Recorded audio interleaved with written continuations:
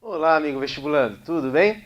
O tema da nossa aula de hoje é o controle de fronteira no México com os Estados Unidos. Vamos entender um pouquinho melhor como que é essa situação conflituosa ali na área de contato entre os Estados Unidos e o México, tá certo? Bom, eu coloquei aqui para vocês, amigos, a questão do NAFTA como sendo um ponto importante a ser considerado para essa questão de fronteira.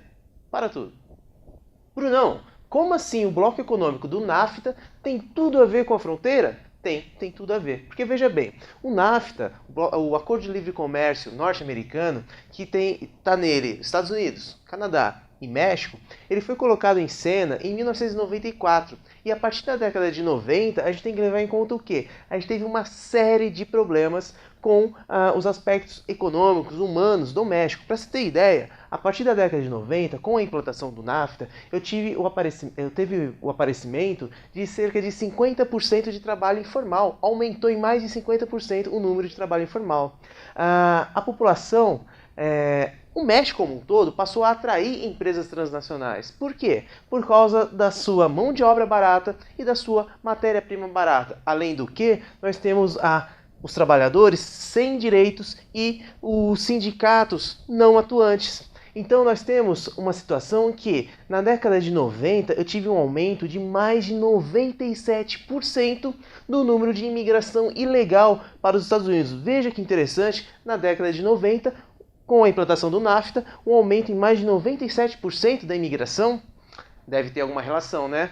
Bom, com um aumento tão exorbitante da imigração ilegal para os Estados Unidos, eu tenho o controle de fronteira que passa a ser atuante, muito mais atuante aí, inclusive com o uso da força. Nós sabemos que a polícia de fronteira dos Estados Unidos é extremamente atuante com câmeras de vigilância noturna, helicópteros, jipes, cachorros, ou seja, a polícia é extremamente bem equipada para justamente barrar essa entrada de imigrantes ilegais.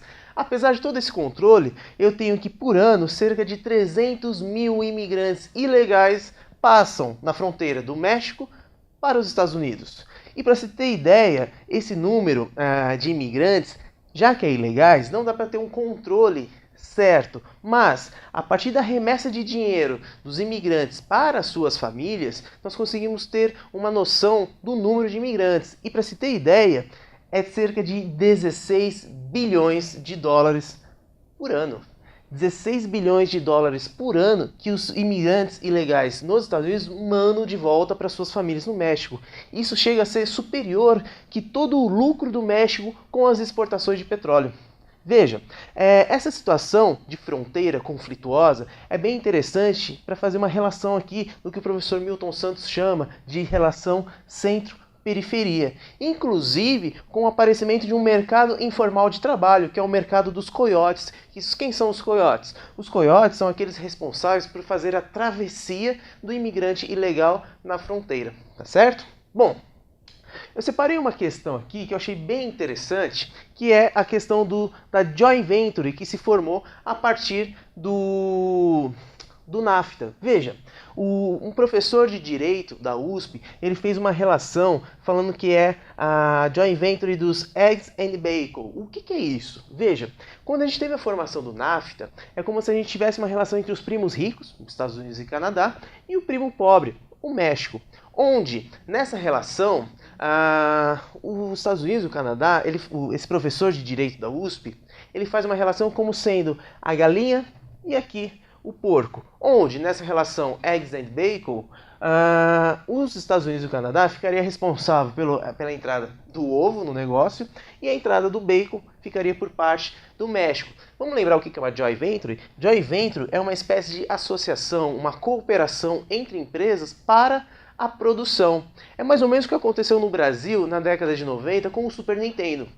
Acho que muitos, os mais velhos assim da minha idade, teve o Super Nintendo lá na década de 90. O que foi? Foi uma joint venture, uma parceria entre uma empresa brasileira, a Estrela, produtora de brinquedos, e a empresa, a Nintendo americana, que fazia os jogos. Bom, então joint venture é uma parceria para a produção. O que foi aqui? Essa historinha lúdica aqui, um entraria com ovo, outro entraria com bacon, mas no momento em que chega o primeiro cliente, a galinha coloca o ovo e o porco para tirar o bacon. Aí é um problema, hein? E o porco, nessa situação, sem ter como ceder o bacon, sem se prejudicar, o professor fala que nessa relação aqui é como se fosse o seguinte: sempre um vai ter que perder, só que aqui quem está perdendo? O país que já é subdesenvolvido, o país que já tem uma série de problemas sociais, econômicos, tá certo? E é assim que caminha a participação do México no NAFTA. Para você ter ideia, ele contribui com apenas 5% do PIB do NAFTA. No entanto, ele contribui muito mais com as matérias-primas, com a mão de obra barata e com o seu território sendo utilizado pelas transnacionais, pelas empresas maquiladoras, tá certo? Esse aqui é um apanhado geral do controle de fronteira no México com os Estados Unidos e o que levou a essa migração tão grande em direção aos Estados Unidos, tá certo? Um abraço, até a próxima e tchau!